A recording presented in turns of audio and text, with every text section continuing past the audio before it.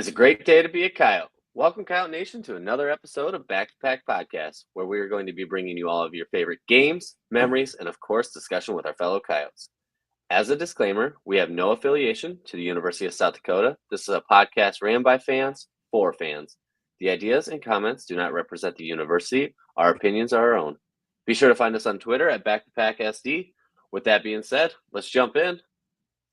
Guys, we get to talk about a football game. Finally. It feels like it's been forever.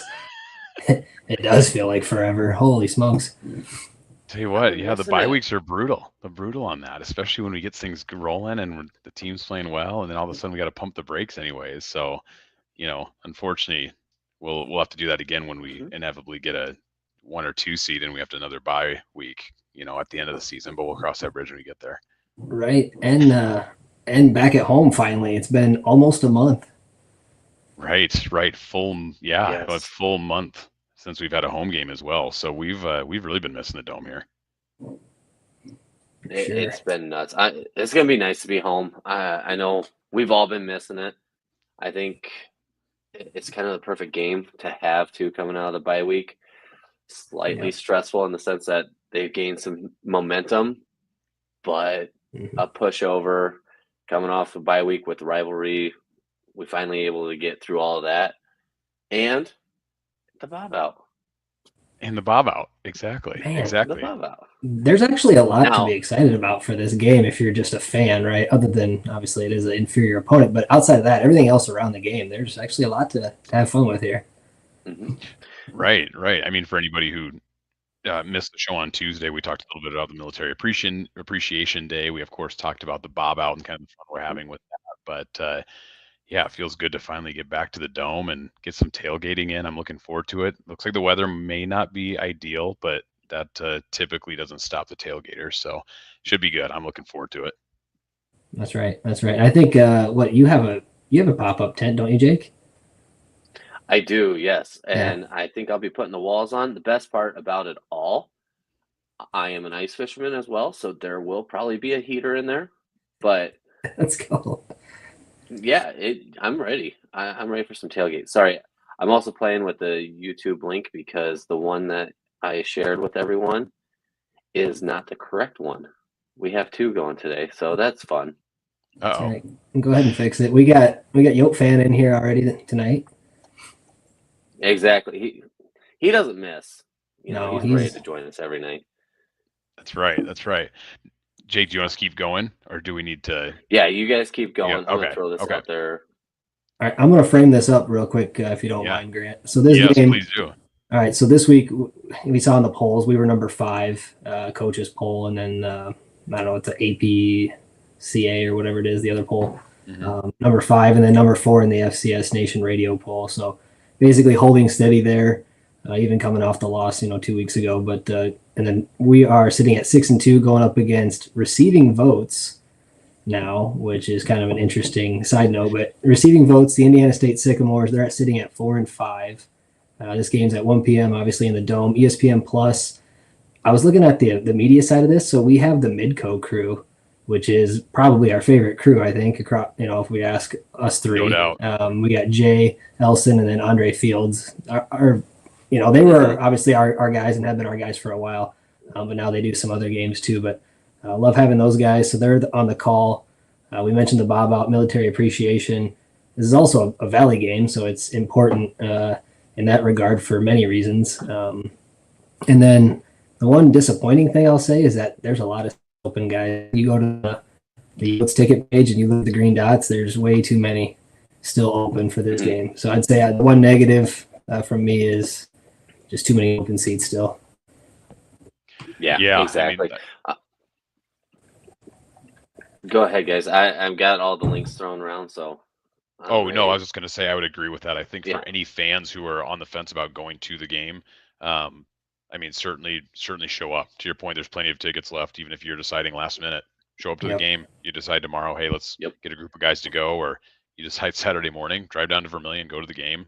1, there's plenty of seats open, and 2, I think it's going to be a really fun environment. To your point, Mitch. So and I think we can spend the next 30 minutes hyping this up because there is some stuff to talk about between these 2 teams. So Yeah, I mean, you already mentioned it, Mitch. It's we talked about offline a little bit, but at the beginning of the year, you saw this game on the calendar, and I think we all pretty well put a W next to it.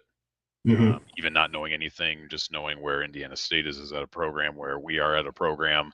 Um, to put it frankly, I think we all pretty much kind of treated them as the doormat of the conference based off of performance last year, and not just their performance, but our performance as well, right? So, Yeah. started the year a little rocky for them, but all of a sudden here in the last 4 games, they're 3-1, right? So They've they've started to gained put it some momentum. together. Yeah, exactly. They started the season off slow, and we just expected them to be kind of in the bottom third of the valley. Now the valley is down this year. It's not as strong as it has been in recent memory. From top to bottom, it's just not as competitive.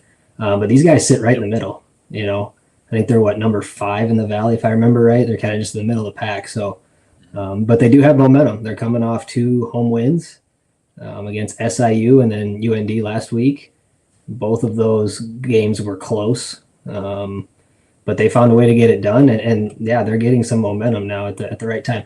I was listening to something, I can't remember if it was on YouTube or what it was, but oh no, it was the Yokecast this week that dropped today with John Thayer. They've gone through 11 offensive linemen to find the right 5, and they think they found the right 5 now. And I think that's part of what their success is now is they're starting to find a rhythm on offense because they finally put together the right 5 for the offensive line. Can we talk about how impressive it is that they have 11 to choose from? Right.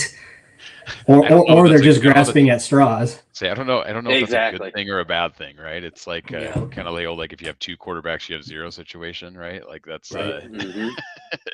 2 whole offensive line units. Right. Yeah. It's but yeah, it is interesting too because when you look at their schedule, a lot of games, win or lose, are very tight. So right. I think they'd mentioned that on the Yokecast as well, but I think all but 2 games on the schedule have been separated by 7 points or less.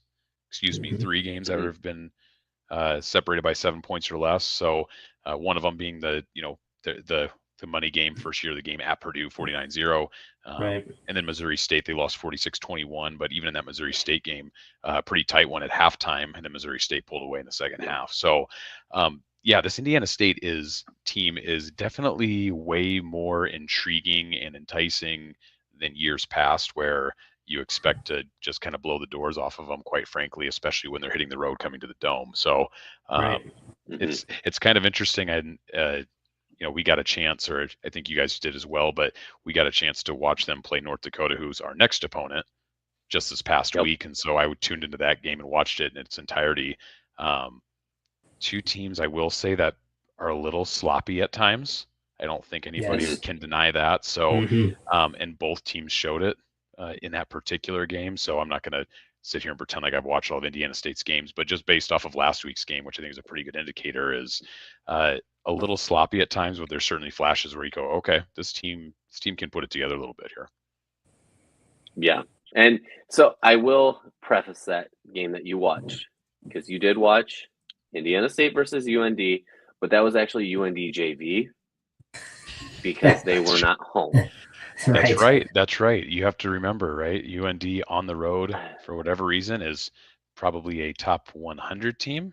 And when they are at home, all of a sudden, they are national championship contenders. It is the strangest trend. We'll talk about that more next week, right? When we talk about them, of course. But that has to be one of the biggest anomalies I've seen in college football. And this is not a just this year, just last year type situation. We're talking over the course of Bubba's whole coaching span up there. It's been that way. It is truly something to marvel, but I digress. That's more for next week with UND. But yeah, you're exactly right. Right. Yeah, and I wanted to throw that out there. Not so much more to poke fun at UND, who is starting to show that what I called in the beginning of the season as probably the frauds of the Missouri, but it's more to show I don't know how impressed you can be on that win.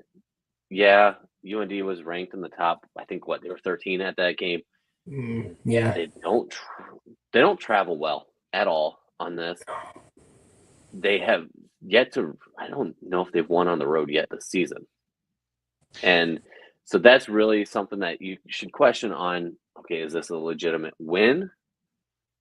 Or did they just take advantage of a team that doesn't know how to travel? Right. And same thing with Indiana State. We were talking about that. They're 0-4 on the road this year too, so they're just as bad. Mm-hmm. Yep. Yeah, that was And one of another those one to note losses is to all Eastern the Illinois. Okay. Yeah.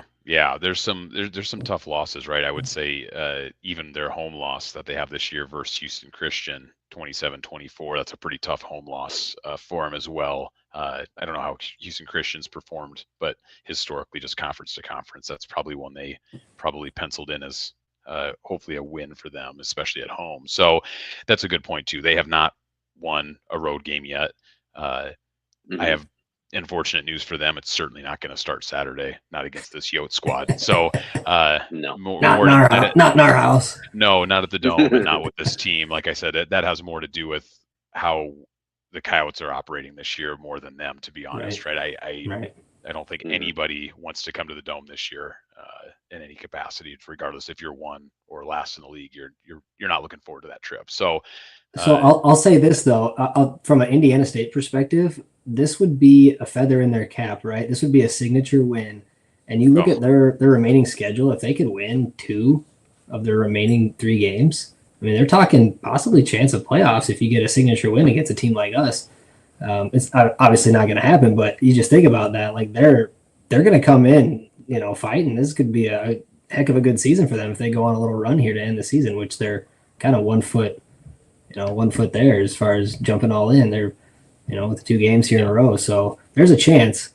Obviously we don't think it's a good chance for them. But speaking of that, Yote fan, he threw up the what is that? The Reddit Reddit FCS spread, which is 33.5. And then I was looking at the Massey ratings too. Massey gave us 98% win probability on this, and we'll get to predictions later. But they had us at 31-6 as a final score, 31-6. So keep that in the back of your minds too. Yeah, and I think, as I say, I think some of that's maybe based off some recency bias with Indiana State, and I was talking about some of the metrics here, and I don't want to beat everybody to death with the metrics, but I think this particular case, it's good is that, yes, Indiana State has some momentum, and yes, they are not this doormat team that's going to walk in and just roll over after a quarter of play. I don't think they will. However, that does not preclude me from thinking that the Yotes are going to win large in this game. So for a comparison perspective, I think we were chatting about this just before, but for anybody listening, there's I want to make sure I get it right. Bill Connolly, he does the S&P Plus college football top 764. So he literally ranks every college football team in America. All divisions, D1, D3, NAIA, all of them, everything, right? So he does this ranking. The reason I bring that up, just for fun, you can see here South Dakota is ranked 85th on this list. So again, remember that includes all the FBS teams, FCS, D2, everything. That's better than quite a few FBS schools. That's ahead of a lot of FBS schools. So we're ahead of a Houston. And the reason I bring this up is we're ahead of Purdue. So the reason I bring that up, Purdue ranked 109th on this ranking. We are 85th. So the reason I bring that up, metric-wise, the Coyotes will be the best team that Indiana State has played this year by a pretty wide margin. So, here it is. Jake just brought it up. So the chart's a little ugly and crowded because there's 700 teams on there. But if you go to the second to left column there, you can see South Dakota. I don't know if the resolution right is a here. tough, but there's South Dakota at 85th, and then Purdue way at the bottom of that column at 109. So yes, there's some momentum building, but they're hitting the road to what will be the best team. And actually, as we look at the rest of their schedule, this Coyote team will be the best team they play this year. And if you look back at the schedule, I don't think that's going to be a very favorable outcome for them. No, exactly. And I think, let's get into it on their offense and kind of talk about what Indiana State does. Sure. Because I do think there's some concerns. Now, do I think they're big concerns? Absolutely not, because you'll hear that in my prediction later on. But this is our, third or fourth mobile quarterback in a row. Mm-hmm. Yep. So they're led by freshman. He's a redshirt freshman. He played a couple games last year, and he's been their main guy this year. Dual threat, Elijah Owens. He has 1,200 yards passing, 9 touchdowns, 5 interceptions, and he has another 472 on the ground with 5 touchdowns. So true dual threat in that sense. Rushing. Yeah, and he does lead the team in rushing, which is pretty crazy. Yeah, so that's going to be the tough part. But they do have a really fantastic running back right next to him as well with Plez Lawrence. I hope I say that right, but I'm really not going to apologize if I said it wrong.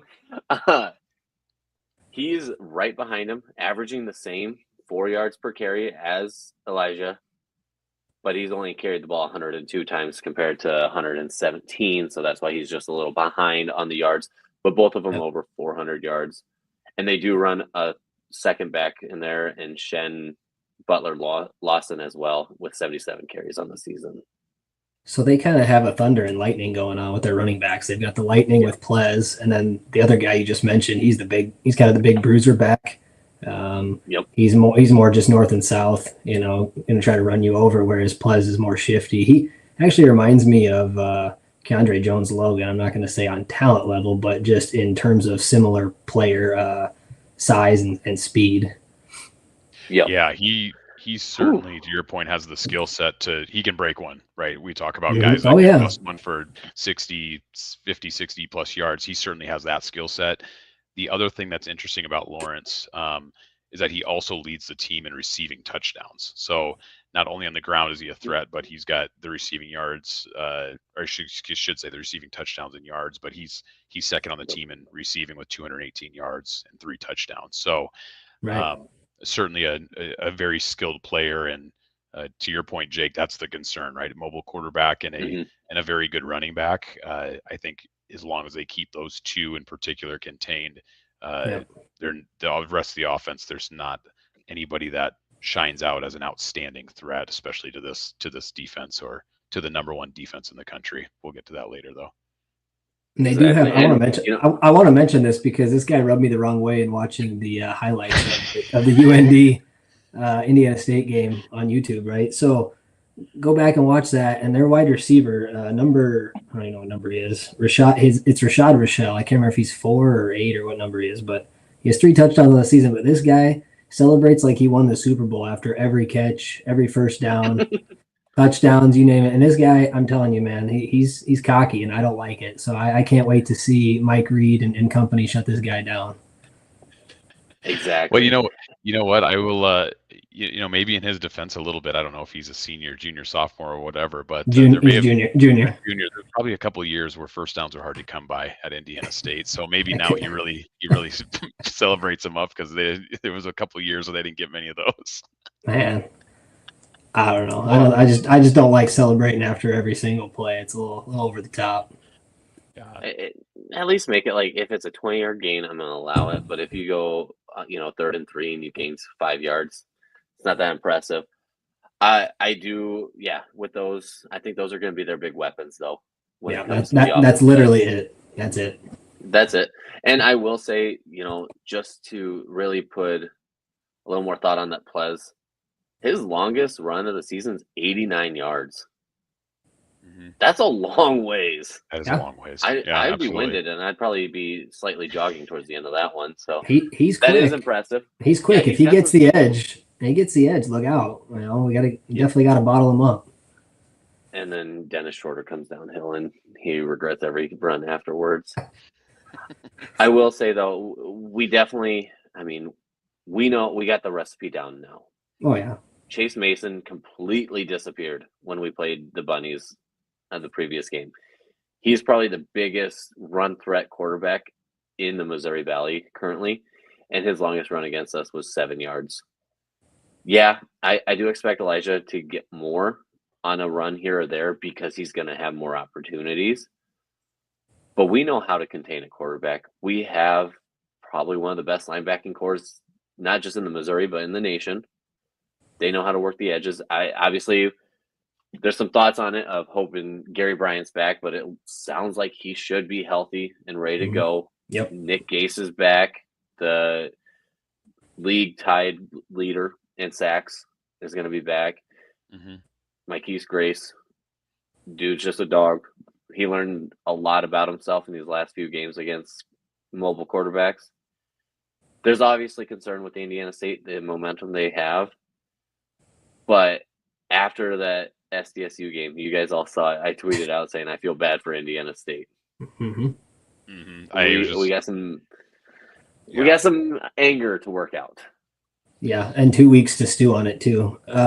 So let's talk. So we're talking their offense, our defense. Let's throw out some stats here. I think Grant gave me these earlier in the week, but we have the number 1 scoring defense in the FCS at 12.5 a game, right? So that's not a lot. And then the number 9 total defense, that's total yards. So again, top 10 defense. And looking at their offense is number 109 in the FCS out of, what did we say, 115-ish teams in the FCS. Yeah, I think 120. So whatever UND is, like 109 whatever guys. UND's away record is. They're averaging 289 a game, and a couple touchdowns here and there. Yeah, they've scored some on some really crap teams, but like this matchup, their offense against our defense. I know we just talked about their mobile quarterback and their good running back, stuff like that, but like that's not a good matchup for them. Yeah, I was just gonna say and that's because our defense is so damn good. It is, right? I think we talked about the momentum Indiana State has. I think, quite frankly, I think they're going to be kind of shell shocked when they go up against this defense. This isn't UND. This isn't UND. Like UND's defense is terrible.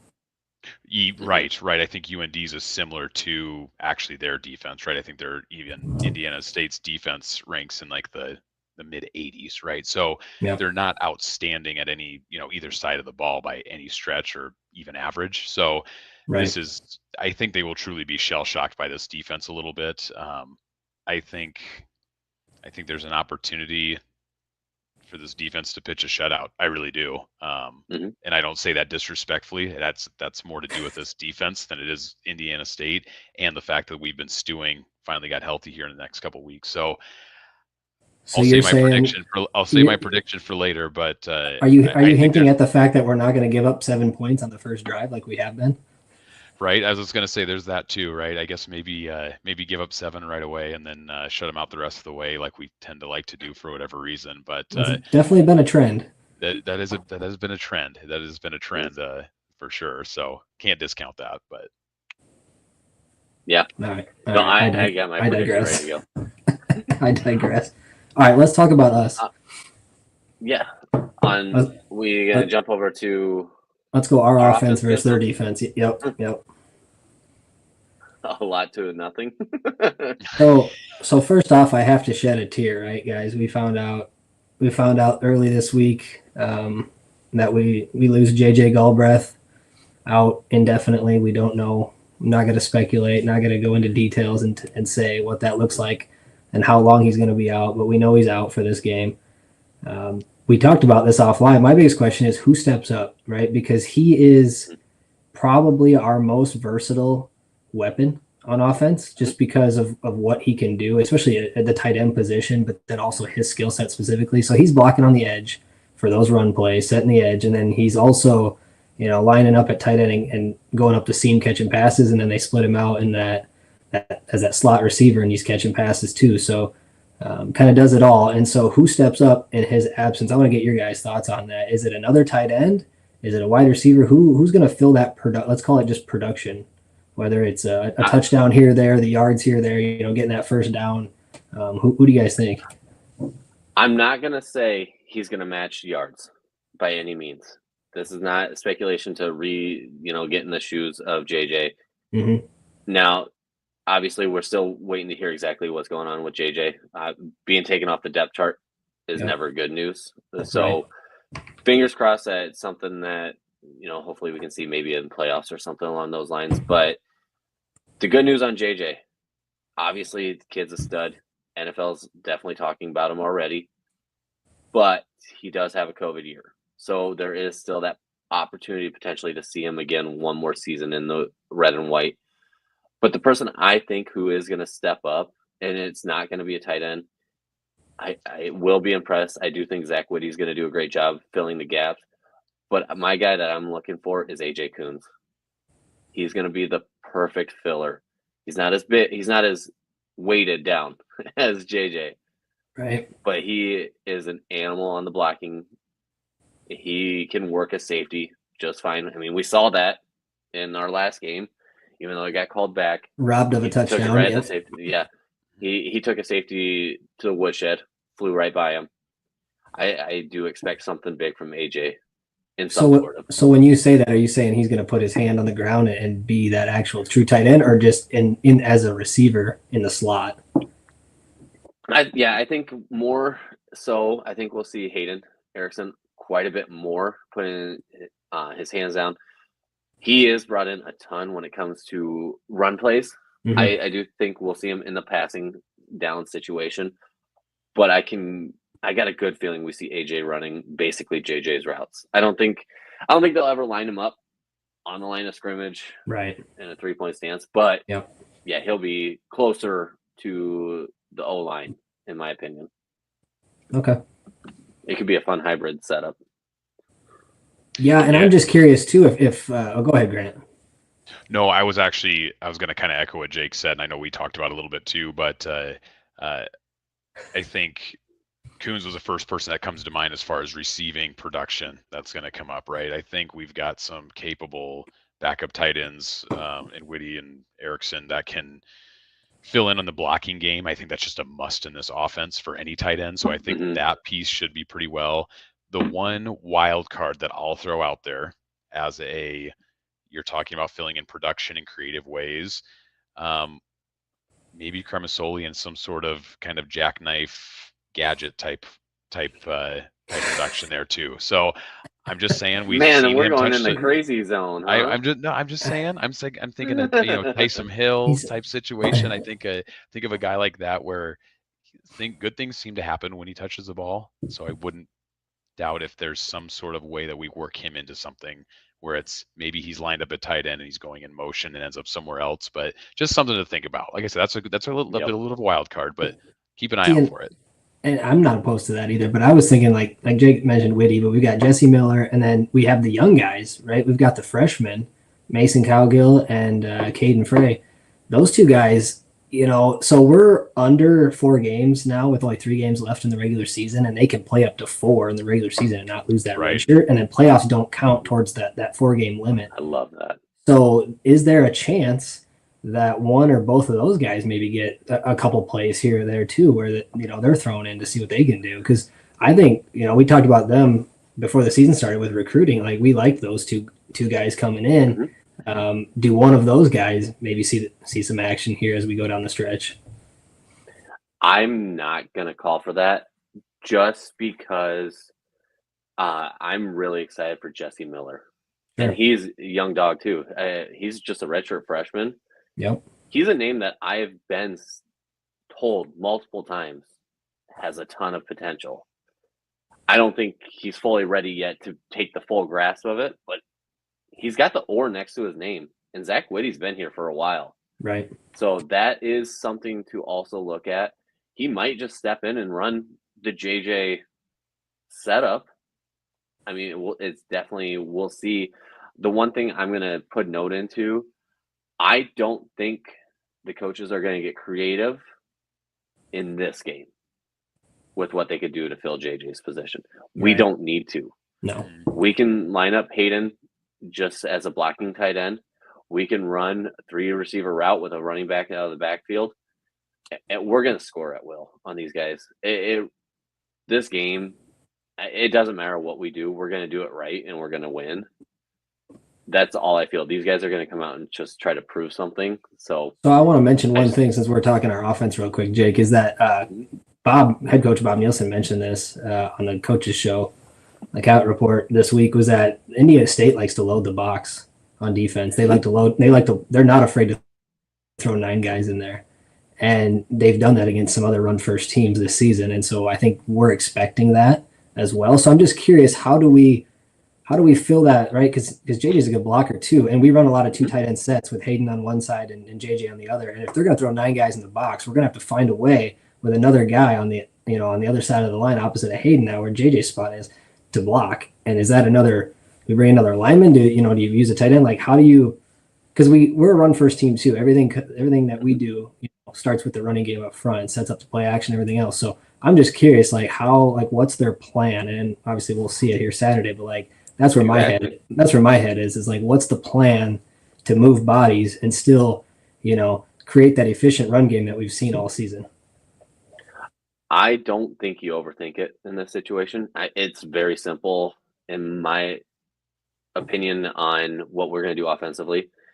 You run Hayden as your blocking tight end. Tice is probably one of the best blocking running backs in the league. Mm-hmm. And then you got Carter Bell, Jack Martin, and Karan Adams running free. Well, I don't know how good your math is, but let's just do 11 minus 9. 2. Well, yeah, I mean, which one of those receivers is free? Yeah, take your pick, right? I mean, exactly. You bring up a good point, and I had that written down too. Is Mitch, like you said, they're not afraid to load the box, and again, we've seen this time and time again. Our offense basically gives defenses no choice but to load the box, because if we get the run game going, the game's over in midway through the second quarter, like we saw earlier this year, right? So they will do it, right? So I think offensively, I look for another ultra efficient, kind of a big game from Aiden again, because I think they're going to force him. And I don't know how much longer teams will continue to do that, because it hasn't worked yet this year. I think teams are thinking, let's force this guy to throw, and maybe throws a couple picks and we get some momentum, we get some turnovers. It hasn't worked yet this year for them. So, I mean, by all means, if they don't want to load the box, we're happy to run it down their throat all game if they'd like to. But I think Bauman's going to have another really good, efficient day. He's just going to be thrown to a couple different targets outside of JJ than maybe what we've seen in the past games here. Yeah. All right. You guys ready to move to our keys? I just want to say one more thing on offense. We're averaging 40 plus a game at home this year. So do we keep that going? I know we'll get to our predictions, but just hey, that is unbelievable. We're seeing a lot of lights flashing in the dome this year. I mean, just a ton of points being put up on the board. So thinking about that is like, okay, their defense, is 84 compared to our offense is top 10, top 20, somewhere in there. So just think about that. Like, are we going to put up 40 plus again on these guys? Exactly. All right. Key players. Start on the offense or defensive side?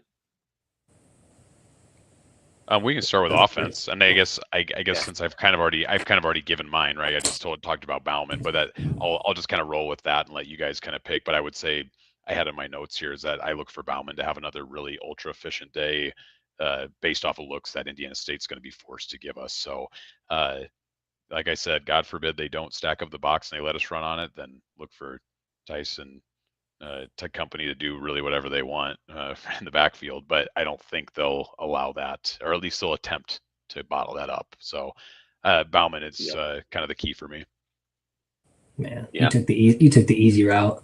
It is. It's obvious. It's easy. It's written down right here. Wow, these notes are just right all the time for some reason. Right. I mean, you can pick the same thing. It's okay to be right. No, I'm not picking the same thing. But I'll go opposite of him. I'm gonna go Carter Bell. Because senior, I think he's trending in the right direction as the season goes. He seems to be getting more touches.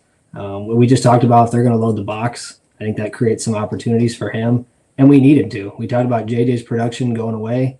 Somebody else got to step up. I think Carter Bell has a breakout game. He needs, what does he need? 30 yards? 30. 30 to become the all-time leading receiver in USD history. Last week, or 2 weeks ago, and in the game against State, he became our all-time receptions leader.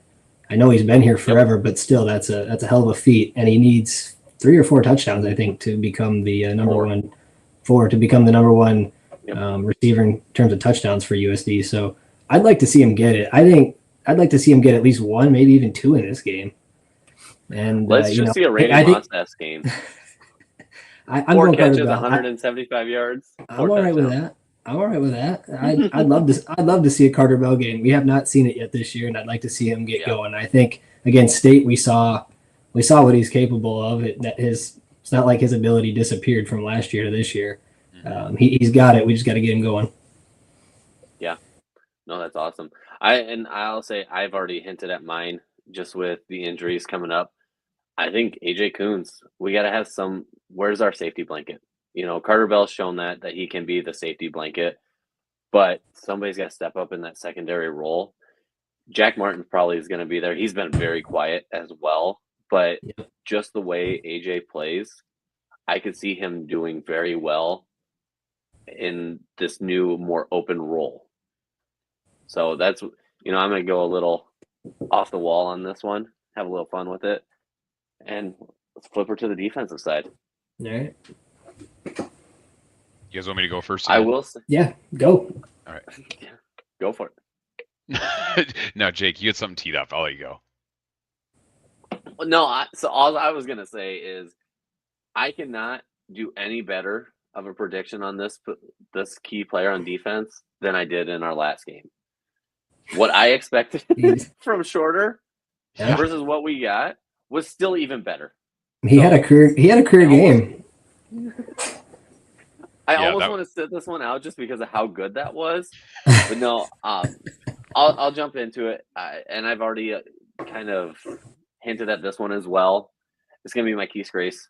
We got to have somebody that can work the edges outside the tackle box area to maintain this quarterback, keep him in front, keep him from getting to the boundary. I feel like Grace is an easy pick on this one. And he's been an animal the last couple games too. He found himself. Yeah. Oh yeah. Ago. Yeah. And we all knew he was good. He found something new though. Yeah, he's one of those players that's truly getting better every week, which is just so much fun to see. So much fun. So, but I will. I was going to say, as far as defense goes, I'm probably biased because I'm just more excited to see this guy back on the field. It's Nick Gase, right? Just to have him back, such a dominant force in the middle. I think between him and Grace, both, they're going to just really cause a lot of problems up front for this ISU team that's shuffled around 11 different linemen. You can call it however you want. That's not a good thing, right? To have that kind of inconsistency across your front five, and then have probably the best D lineman or the best front that you've seen all year come or you have to go to their house at it rather. It's not going to be good. So I think Nick Gase is going to have a huge day on Saturday. So that's interesting. Both you guys pick the ends, right? And they're going to have tall tasks keeping the quarterback in the pocket, right? Mm-hmm. Securing rush lanes, not letting him break contain and get out for a big one. So I think that's really interesting. I'm going to go the same guy I went last game is Gary Bryant in the middle. And I know he got dinged up against State, right? He wasn't out there on the field for that overtime series, which, not good. We don't know exactly what the status is on him. But he is going to play a Saturday. And so I'm going to go him. And the reason I'm going to go him is because he's got a tall task too, with two running backs, to stay on top of all game. And then also that scrambling quarterback. So I'm going Gary Bryant again. And he just continues to be a tackling machine. Right. And so he is becoming, even though he's young, he's becoming Mr. Reliable in the middle. And so I think another good game from him on tap.